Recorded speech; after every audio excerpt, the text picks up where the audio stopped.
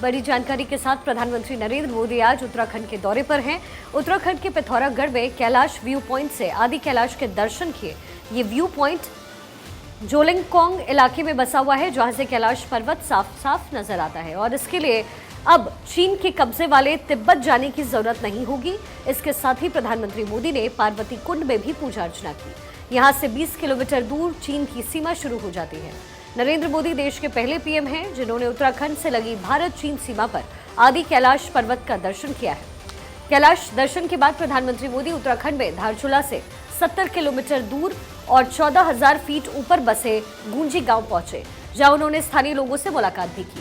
ये गांव अगले 2 साल में बड़े धर्मनगर शिव धाम के रूप में विकसित हो जाएगा। कैलाश व्यू पॉइंट, ओम पर्वत और आदि कैलाश के दर्शन के लिए आने वाले श्रद्धालुओं का धारचूला के बाद यही सबसे बड़ा और अहम पड़ाव होगा। इसके बाद प्रधानमंत्री मोदी अल्मोड़ा के जागेश्वर धाम पहुंचे, जहां उन्होंने शिवलिंग पर फूल और जल चढ़ाया और फिर भगवान की आरती की। प्रधानमंत्री नरेंद्र मोदी देश के वीर सपूतों से मुलाकात भी उन्होंने की। प्रधानमंत्री मोदी ने गूंजी गांव में लोगों से मिलने के बाद भारतीय सेना, आईटीबीपी और बीआरओ कर्मियों से भी बातचीत की। प्रधानमंत्री नरेंद्र मोदी ने भारतीय सीमा से सटे गूंजी गांव में लोगों से मुलाकात की। छोटे छोटे बच्चों से लेकर महिलाओं से प्रधानमंत्री मोदी की बातचीत हुई और इस दौरान एक बुजुर्ग महिला ने प्रधानमंत्री मोदी के सिर पर हाथ फेरते हुए उन्हें आशीर्वाद भी दिया। ये 4 तस्वीरें उत्तराखंड दौरे से जुड़ी हुई।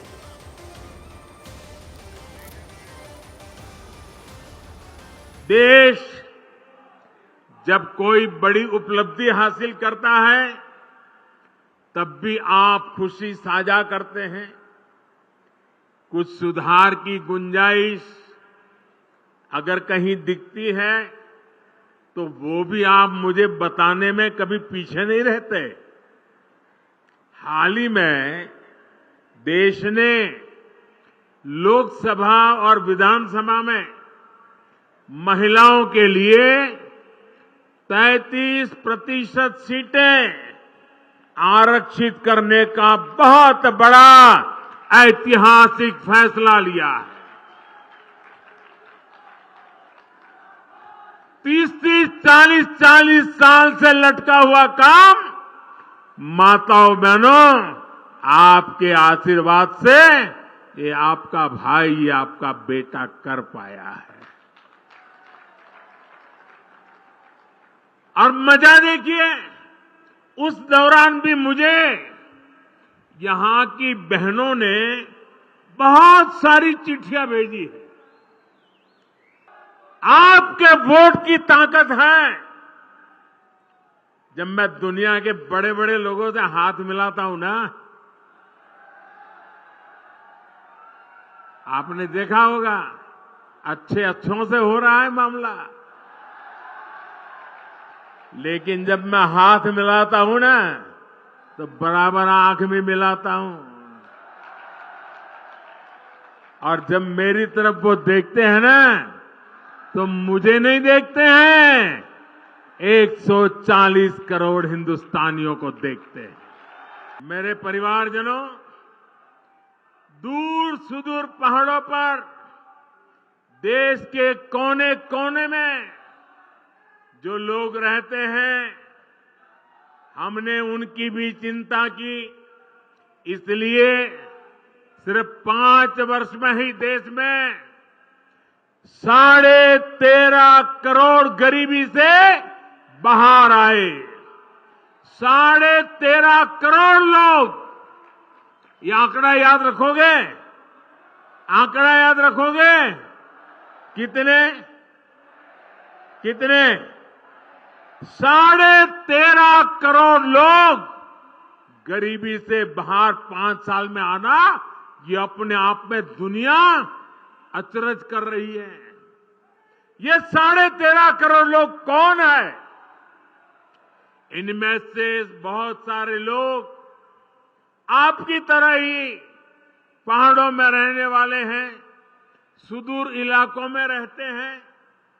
ये 13.5 करोड़ लोग इस बात का उदाहरण है कि भारत अपनी गरीबी मिटा सकता है। पहले नारा दिया जाता था गरीबी हटाओ, मतलब आप हटाओ, उन्होंने कह दिया गरीबी हटाओ। मोदी कह रहा है हम मिलकर के गरीबी हटा के रहेंगे। हम ओनरशिप लेते हैं, जिम्मेवारी लेते हैं और जी जान से जुड़ जाते हैं। और देखिए पवन लाल चंद हमारे साथ, हमारे सहयोगी इस वक्त जुड़ रहे हैं। पवन लाल चंद, पीएम मोदी का आगमन, उनकी भक्ति, उनकी साधना और 4300 करोड़ रुपए की योजनाएं, कितना असर इसका पड़ने वाला है?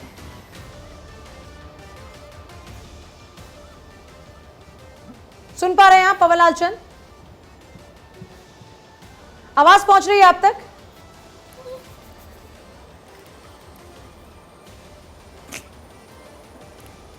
चलिए फिर से संपर्क साधने की कोशिश करेंगे, लेकिन इस बीच आप प्रधानमंत्री मोदी की ये भक्ति, उनकी शिव साधना की तस्वीरें जरूर देख रहे हैं।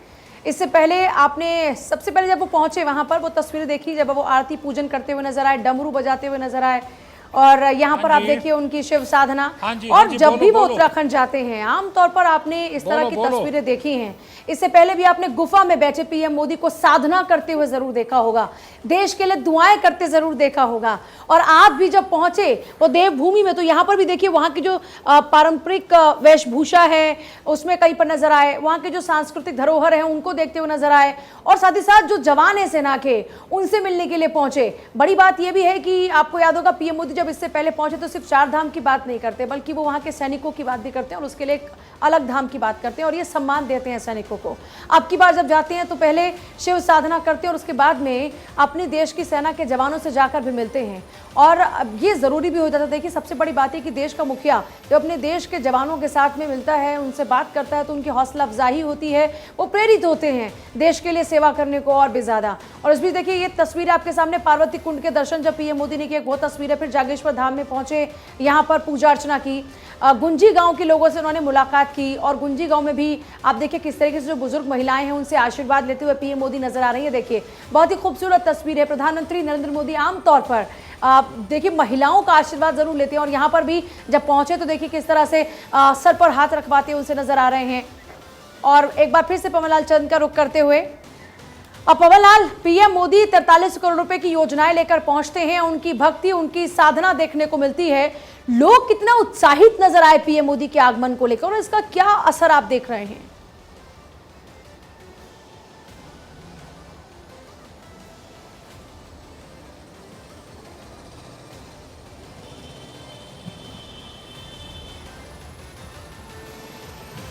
सुन पा रहे हैं आप?